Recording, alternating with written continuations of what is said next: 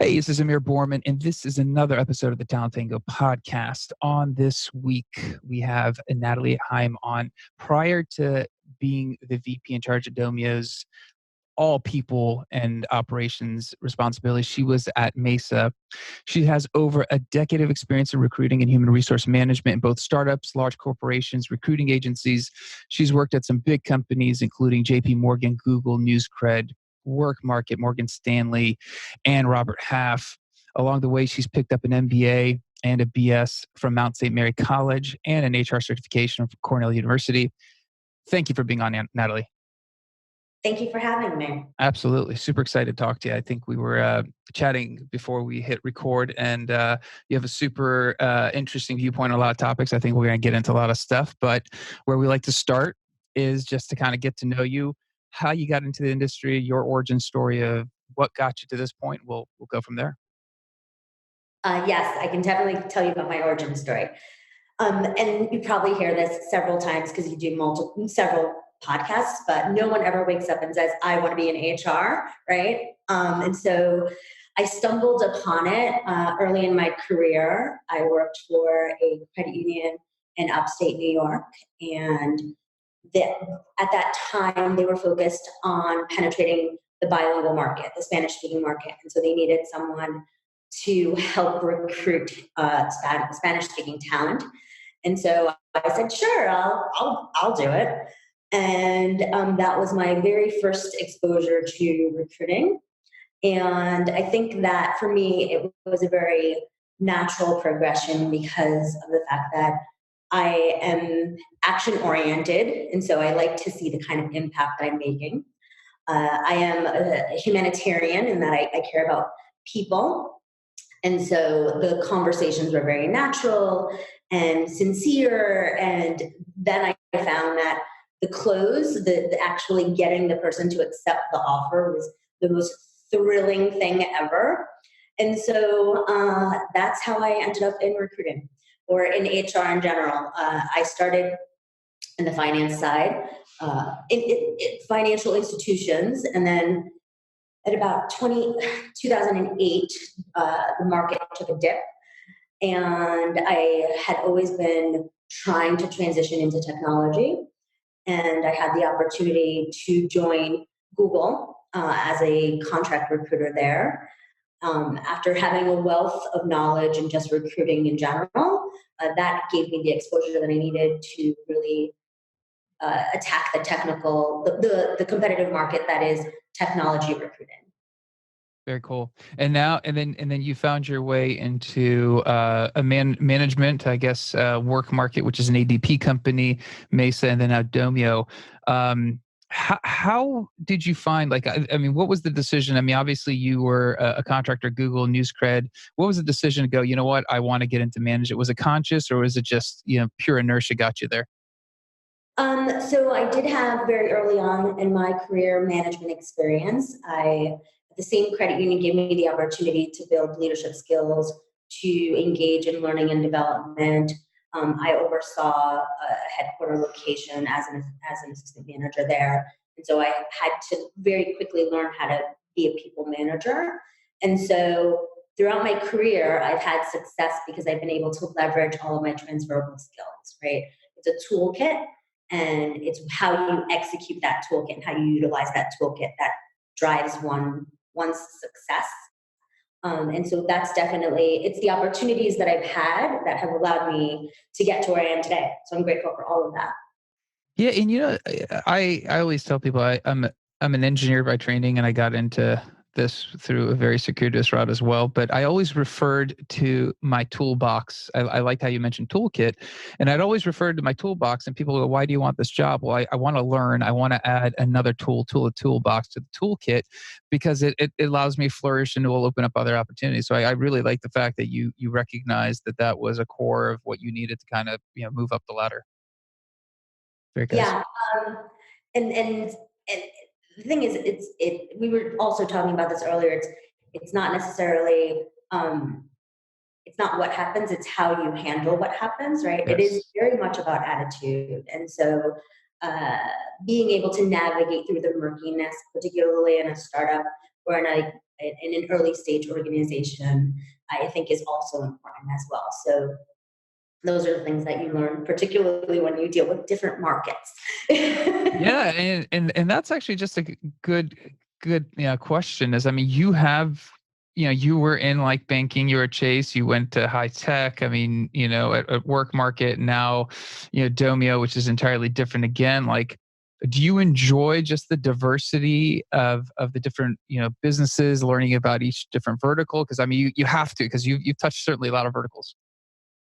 Yes, I would say that the way that I approached my career throughout all of this is, what box does it check? And so I have a list. I made a list of things that, okay, so how do I envision my career, and what does success for Natalie's career look like? And outside of like the perks and the flexibility, there was a time where all of the movement has been very strategic in nature. When I was in finance, I wanted to get into technology. And so I had to leverage the opportunities and just pounce on those opportunities when they were available to me. When I was at JPMC, I was a full-time employee. I had benefits. I had everything we needed. And then I was approached with joining Google for a 1-year contract. And I said, this is, at the end of the day, what's my goal? If I take this opportunity, what is my goal? Is my goal to get converted as to a full-time employee, or is my goal to learn something different? And my goal was to get into the technology arena and to better understand that. And that checked that box.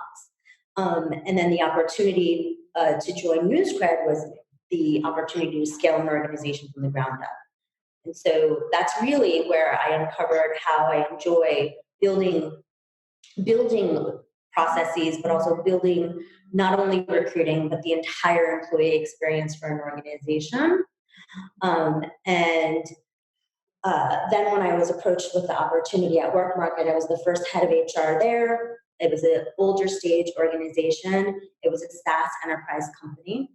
And so was NewsCred as well. And so for me, it was very interesting when Domio came about, because I had never been exposed to a B2C company. I mean, yes, Google's B2C, but it's Google. Yeah, it's not hard to say, hey, I work, you want to work for Google. That's an easy sell, right? Exactly. And so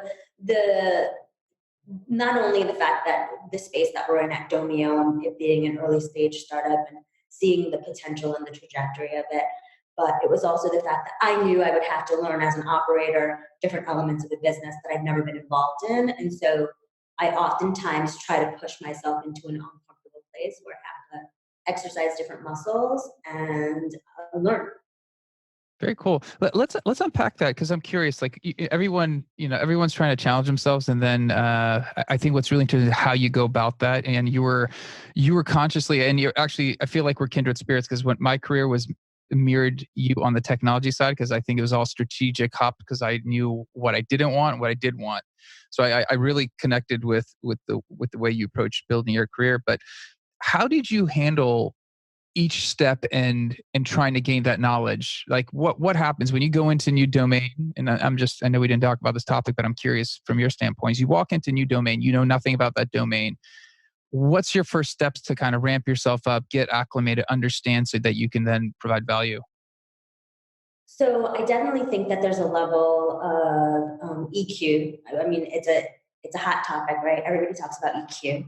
Um, Self-awareness is really key, and I think that oftentimes when people are very ambitious and uncomfortable, we have a tendency of talking a lot, not listening. We lose the ability to self-reflect. We lose the ability to be self-aware, because it's just being in an uncomfortable space can be very noisy to an individual. And so that is something that I actively and consciously exercise. When I joined Domio, in my 30, 60, 90 day, actually in any of the organizations that I joined, when I map out my 30, 60, 90-day plan, the first 30 days is just getting to learn everyone. Even when I'm focused on recruiting or I'm wearing my recruiting hat, I joined an organization because I'm something's pulled me there, right? But the goal is really to personalize the message. And so my first thing that I check off in my box is get sound bites from leaderships, from hiring managers, sit and listen to people and find out what makes them them. People love talking about themselves. And so I exercise that for the first 30, 45 days that I join any organization.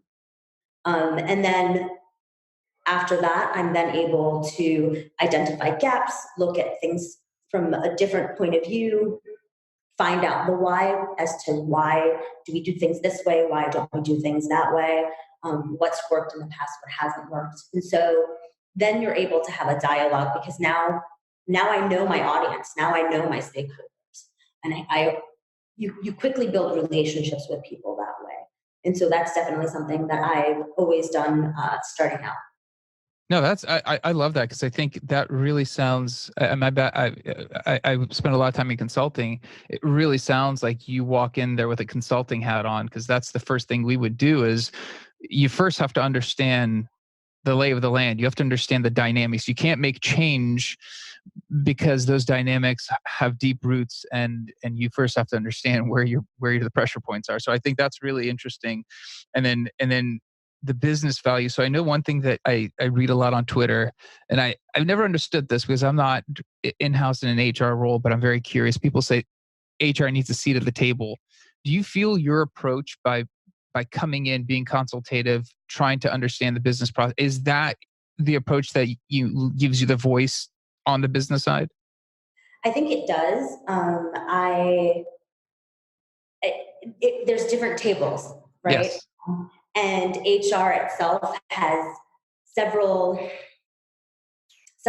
tentacles that impact several layers of the business. And so in order for me as an HR leader to be able to ensure that I know my demographic, I know what their needs are, I need to be able to have that relationship, and I need my audience to know that I sincerely and authentically care and am listening. And so, yes, I think that that's definitely contributed to my success. My stakeholders know that if they need to grab me, or they need a rubber duck. I think that's a term, right? Where you just need someone to talk at. I'm good. I'm that person.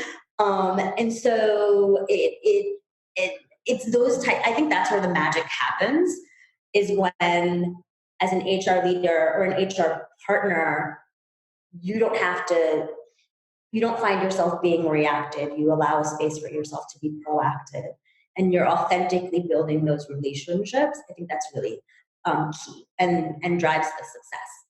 Interesting. I like that. And you mentioned you've obviously, you set your plan, and you need to get in the 30, 60, 90 days, understand the business before you implement a plan. You've been a part of building HR teams from scratch, building up the organization, understanding where people should invest in HR. So kind of talk about when you walk into an organization and maybe you're the first, HR recruiter and hire they have, what typically is the first thing that needs to get addressed? Like, what is that you're like, well, this is consistently the pain point I need to address, if it exists? That's a great question. I think that, so someone put it to me very, very eloquently. And I think that when you're in HR, in any function, you need to be able to prioritize and to figure out what fires are okay to let burn.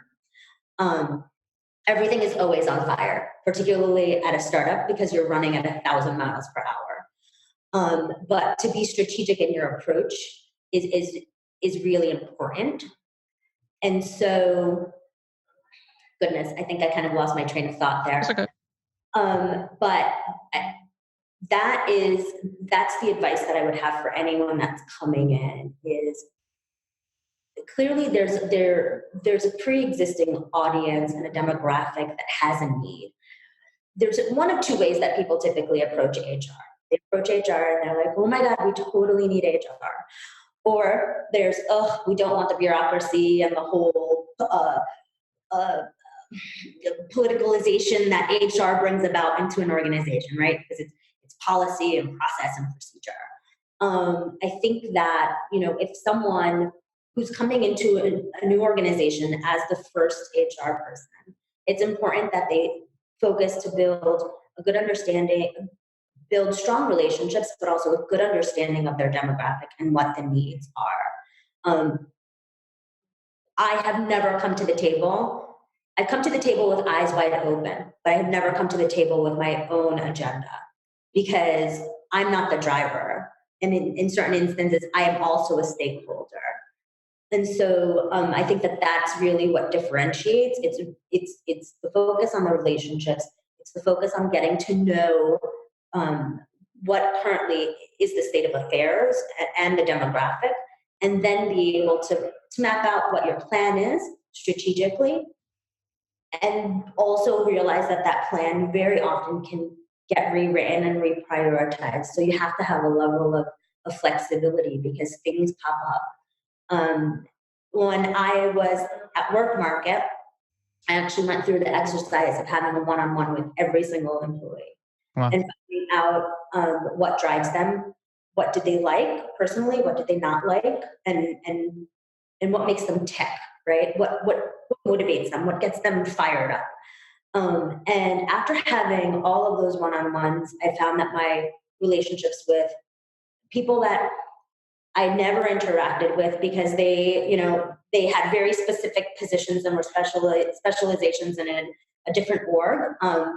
We were able to engage in a more open dialogue, even though we didn't see each other all the time. And so I think that if HR comes from, or if HR or a recruiter come from a very inauthentic place or selfish motivation, it comes through. I think that that's true for anyone, that shines through, and that's a turn off. Yeah, I think that's a really good point. I think in any function, when the authenticity is lost and you could sense there's an ulterior motive to whatever is being presented, I think that's when as people we lose little confidence, and you have to question the motives, and that becomes then a little bit of a breach of the relationship. But when someone's coming into anything with pure authenticity and it's to help and you're trying to solve problems, I think that does shine through and people gravitate towards your ideas and towards, I'm trying to be part of the whole. I'm not trying to be the parade. I'm okay watching the parade go by as long as we have the right show. Right. Exactly. I like that. Yeah, I think I used that parade analogy once with a coworker, and they were like, "Well, it's an interesting way of looking at it because most people always want to be the parade, and most people don't want to be standing there watching the parade." I'm like, sometimes watching the parade gives you much more joy because you can actually watch the fruits of labor pass you by. So, So when I was curious, so when you came into Domio, because I know like obviously you've been through a few, you came into Domio, you've been there less than a year. What did and I know you mentioned did your 30-day, 60-day plan look pretty consistent still, since that's pretty recent, or did you have to kind of flex it based on the dynamics of the company? That's a great question. I'm trying to, it seems it's dog years in any small organization, right? If you age in dog years. And so I have to really dig in the back of my mind and think about that. Yes, I definitely had priorities. I definitely had an idea of what I would define as success. I had to navigate through all of that and reprioritize. It's fascinating. I really love working in this space because it's a completely different industry for me, and it's B2C versus, as I mentioned, SaaS enterprise where I've been.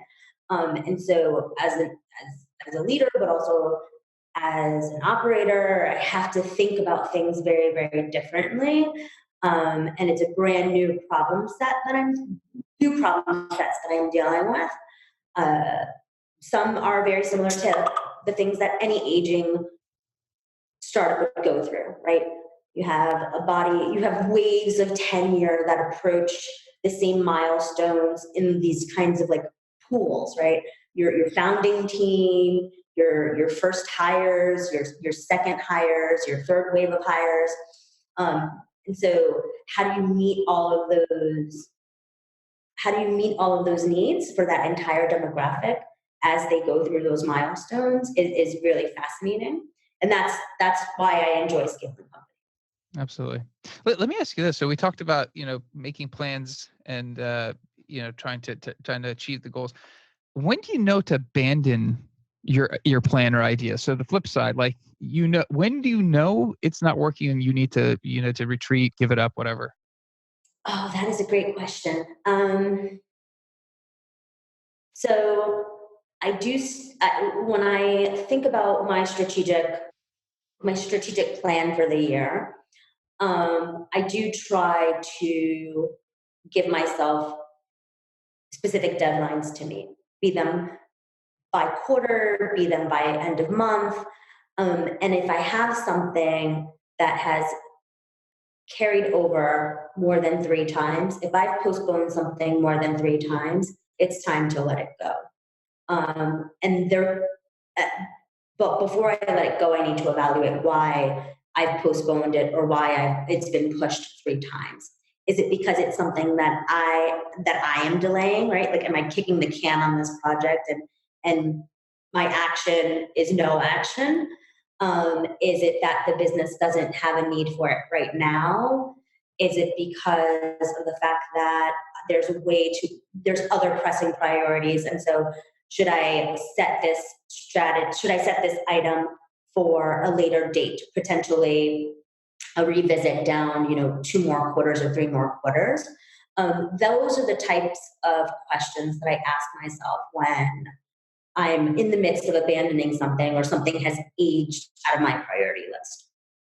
Okay, that's interesting. That actually makes a lot of sense. I think, like any to-do list, when something's sitting there too long, you have to question the value. Right. Um, so when you mentioned, building up processes, and you're dealing with initial founding it, team members, the founders, what are some of the initial resistant points that you've seen? Obviously, you've done this a couple of times. Is there a trend of where there's going to be resistance and you've got to kind of circumvent those? So that's really interesting, and that's a great question. I think that what I do is I evaluate what the culture of the organization is. I've done this a couple of times, and I know that certain organizations are more change adverse to other organizations. And so, if there's change aversion, you need to address that before you actually put anything into place.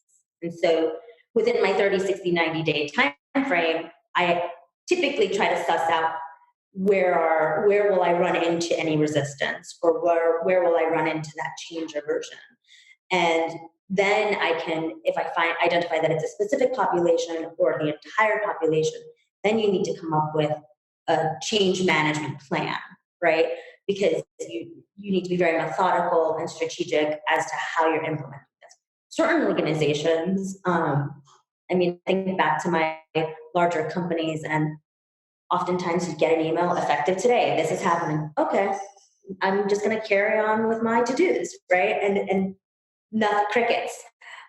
Smaller organizations, it's not always that way, particularly when you're dealing with a highly motivated, highly ambitious, intelligent population. Not only intelligent, but intellectually curious population. They want to know the why. They want to know the reasoning behind this, and they want to know who are the stakeholders that were taken into consideration. And so it's more of a dialogue that you have to have. And I think that oftentimes organizations don't realize that the decisions that you make and how you make those decisions impact culture. Culture isn't about all of the fun stuff. If culture is about how you work, how you work as a team, how do you work as an individual, manage, how do you approach things holistically. There's a lot of things that go into that culture box, right? And I know that if there was a secret answer to it all, there's several books on it, but not all of them are the same, right? And so whomever finds that box of with the culture answers is right, is going to make tons of money. I think because each company is made up of unique individuals and unique values within the organization. I don't know if there's a one size fits all in this. I cannot imagine someone will crack that. Maybe technology will help us uncover trends better and those type of things. But geez, we're people. Like, you collect 50 people in a building, they're going to act differently than another 50 in another building. It's just different dynamics. So that's I agree with you there. You touched on culture. I was going to transition to talk about the employee experience, and I know you actually defined it for me. So I was curious. I actually like the way you define employee experience. If you want to kind of give us your take on that to start, that'd be great. If I can remember what I told you, because I feel like I gave you my best answer right in the beginning, and I wrote it down, so I can give you the summary. I took notes. So when I think about employee experience, I think about the demographic holistically, and how do I meet the needs of that employee, that demographic, and holistically, right? And we oftentimes, when we think about talent acquisition, or when founders think about building a team, they oftentimes think about the top of the funnel. Where in this market, it's a very different market. It's a highly competitive market. And it really is about the bottom of the funnel, the engagement, the retention. We have this top of class talent. How do we nurture them and keep them engaged and involved and retain them and meet their needs throughout their tenure and their milestone? So that's how I define employee experience. Absolutely. No, and I mentioned I like the fact that at the bottom of the funnel, I think we're all I think if you look at any telephone company or cable company, they always want the new customer, right? The old customer, they know there's going to be churn and they accept it, and you can call up and complain and maybe they'll give you a better deal to keep you. But at that point, it's not that great a relationship if you have to do that to get what you want, and that's what they want. And I think a lot of times the bottom of the funnel, the retention, is where you win or lose, because obviously in the case of a lot of the tech companies you worked at, that IP has got to be incredibly difficult to replace. Yes, it's funny that you say that, because I find there's value in institutional knowledge.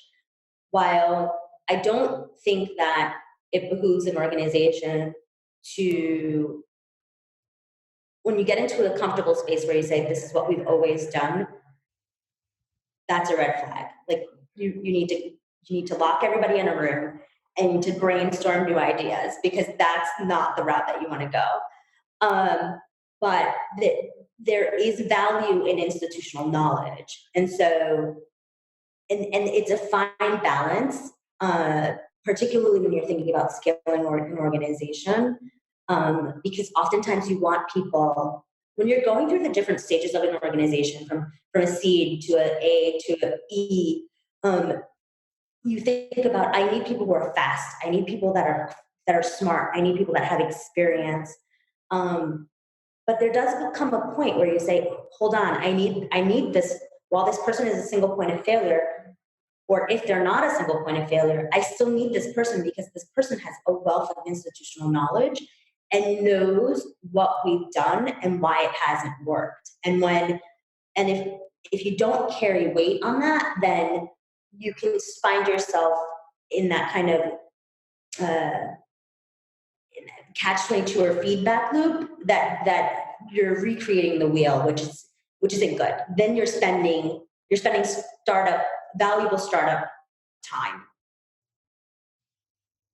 Yeah, that's interesting, because I think a lot of times we don't put value. We're always valuing what has worked, and I think a lot of times we're not valuing what doesn't work is actually a win, because you're not going to go back and retread that. And I think that's something a lot of times it's missed. And yeah, I agree with you. It's undervalued, and I think I like the term institutional knowledge, because when you see that go out the door, the next person in, it does struggle unless you have heavily documented processes and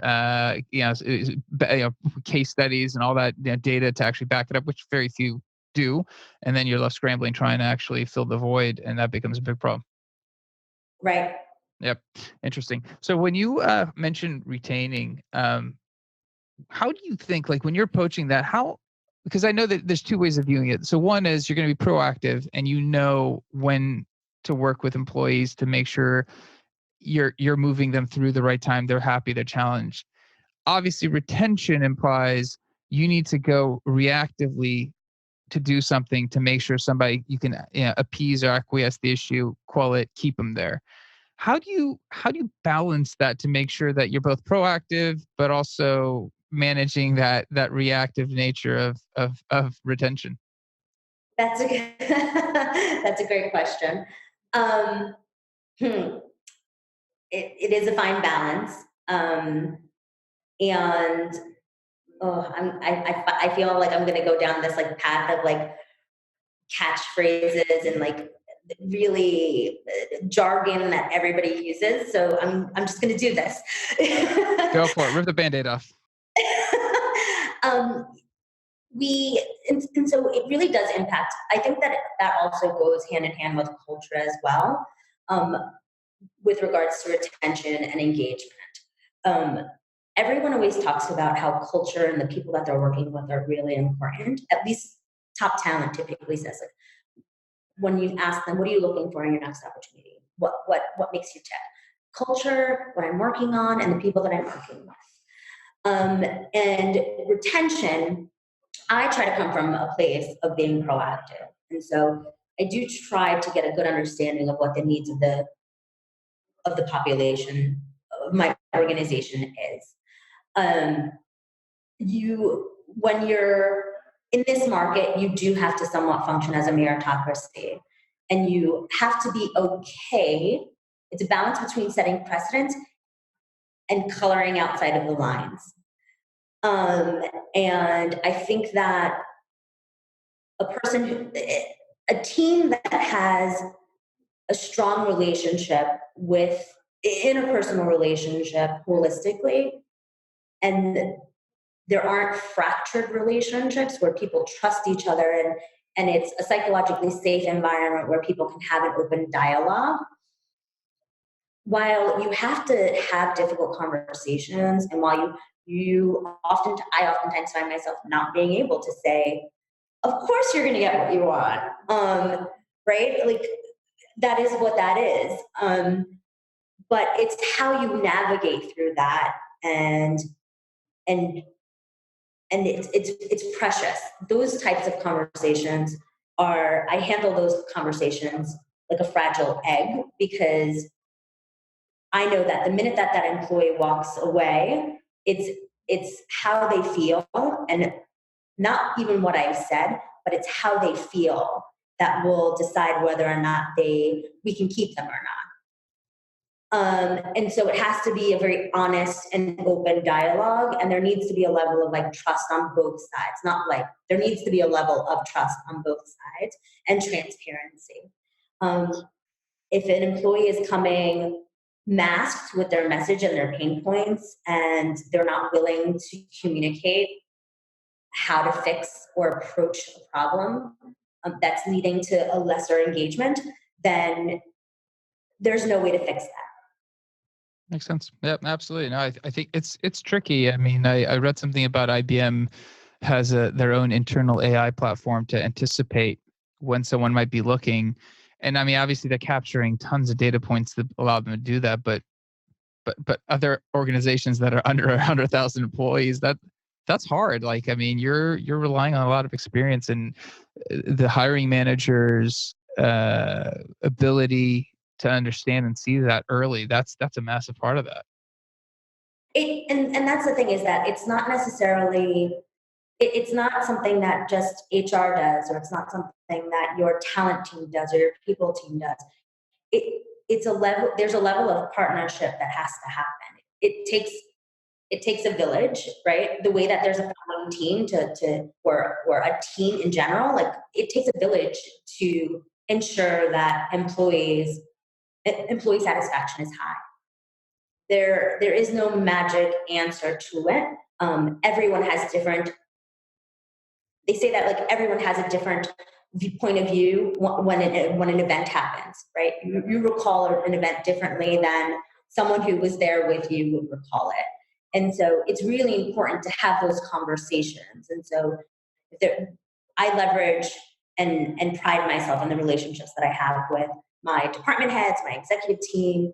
I take that type of partnership very, very seriously. Awesome. No, that's amazing insight. I love that, and I think just your viewpoint in approaching bringing value to the business has been really interesting to hear and understand. I think I really related to it personally. I mentioned that we have two questions I ask. I don't ask a lot of scripted questions, but the first one, you have a lot of experience. If there's something you wish you knew or any advice you have for someone starting out in, talent acquisition, recruitment, HR, whichever area you prefer, is there anything that you wish that you could kind of let people know about? I I once asked someone what their advice for a younger them would be, and they told me that it's not as hard as you think it is. And so that would be the first thing that I would say. And particularly when someone is starting out, I I put myself in that space again. And I remember feeling like I have no experience. I have no idea how I'm going to get this opportunity. And the reality is that we all have very different experiences, and it's how you choose to communicate and leverage that experience that leads to success. And so, be it that you have 1 year of experience with an internship or 3 years of experience and you're looking to do a career change, there are clearly transferable skills and accomplishments that one can highlight. And so, what I do is I actually have, because I'm huge on documentation, I have a file of accomplishments that I like to take with me when I go on interviews. And I find no shame in showing that I am highly organized and well prepared. And so I will try to provide at least 5 or 6 high level key accomplishments that I'm proud of so that I know that I'm going to be really nervous during this interview. So I want to find opportunities for myself to make myself smile. And so why not think about some really good stories and have them in my back pocket so that way I can shine and make myself more calm. Amazing. I love it. I like that you use your strength and accomplishment to make yourself, the story of it. I'm a big fan of the story has the context and whatnot. So I think that's great actually. The other question is productivity hacks. Whatever tip, what keeps you working, what efficient. I'm always curious. I mentioned it's a selfish question, but I'm starting to realize that people are finding it interesting to hear other people's little tips there. So, okay, I definitely don't stick with something if it doesn't work. And that up until very recently, I was literally pen and paper type of write down my to-do list. And I actually had little like check boxes that I would make because I found like the physical checking of the box was the most rewarding thing. And so I've actually done away with that now. And I actually use OneNote, and I use Google Keep for my personal life because I'm able to leverage that both, be it I'm on my computer or on my cell phone, and someone says to me, "Oh, I need you to do this." Okay, hold on. Let me just go into either my OneNote or my Google Keep in order to keep myself organized. And so I've been trying that now for about 4 months. The OneNote on the professional side, and it's going well so far. So we'll see. We may have to revisit that Yeah, question. I'm curious. Yeah, I've gone all electric. I've gone electronic. I've gone back to paper. I keep going back and forth so many times. I realize one thing for me that the paper allows me to, when I write something down, I somehow stick to it better. I feel more accountable when it's electronic. I feel like there's so much electronic with me, but I use OneNote. I've tried Evernote. I've tried the And now I'm a big kick of just using all of Apple's apps because they're all connected to every device. So I'm much like you. I'm curious to see how you do, because it takes like 3-4 months just to build a habit, just to feel comfortable. It's like good for you that you've stuck with it this long. They do say, though, that if you write something down in blue pen, that your probability of remembering it is higher. I don't know who they are. I don't know if they say this.